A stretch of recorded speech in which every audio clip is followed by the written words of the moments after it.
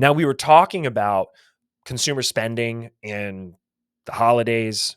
So, our Did You Know section today is going to be about credit scores, and I am going to debunk. I'm I'm ready. I'm ready to debunk the myth.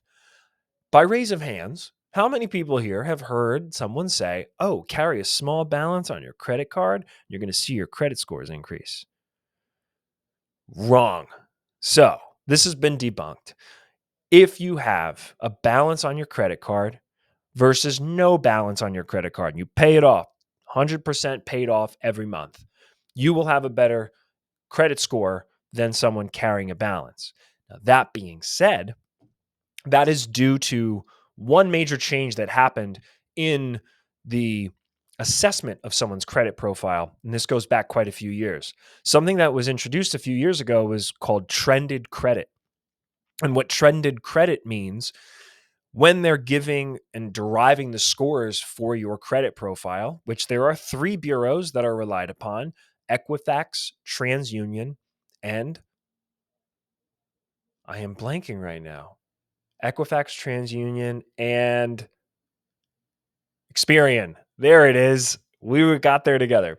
So Equifax, TransUnion, and Experian, and they all look at your credit profile differently, and that's why you have three different scores. They weight things differently, but through all of them, they implemented this trended credit, which instead of just looking at what your current balances are compared to what your limits are, balance to limit ratio, they are looking at, well, how long did you carry a balance on that card for? Oh, and then it was paid off.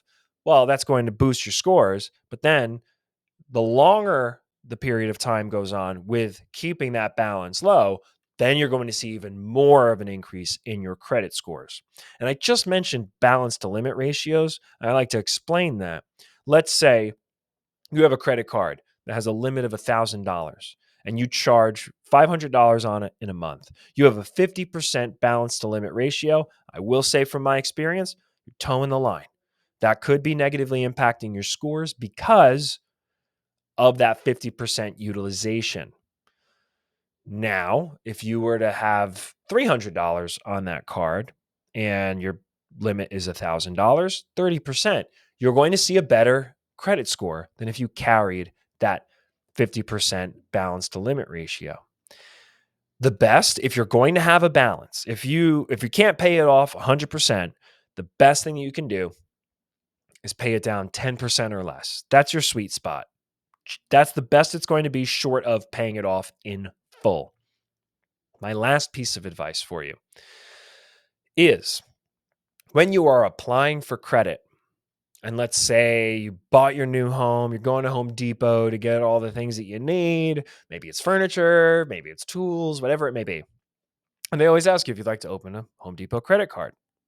And you would like to because you want to take advantage of a 12% or 12-month 0% interest when you open the new card promo thing, which is awesome. So you say yes. And they give them the information. And then they say, oh, we have you approved for $5,000. Meanwhile, your cart's got $2,000 worth of stuff in it. You're like, oh, great. I don't need that. I'll just take the $2,000. No, do not do that. The reason why you don't do that is what we just talked about. That credit utilization, the balance to limit ratio. If they are affording you the $5,000, take the $5,000. This way, your balance to limit ratio will start out under 50%. Otherwise, if you initiate that credit line with $2,000 to match the amount that you're purchasing, you now have a card on your credit report that's maxed out. Even though it's 0% interest and you're going to be paying it down in that 12-month period, you're maxed out, and that's going to negatively impact your scores on top of the negative impact of having a credit inquiry.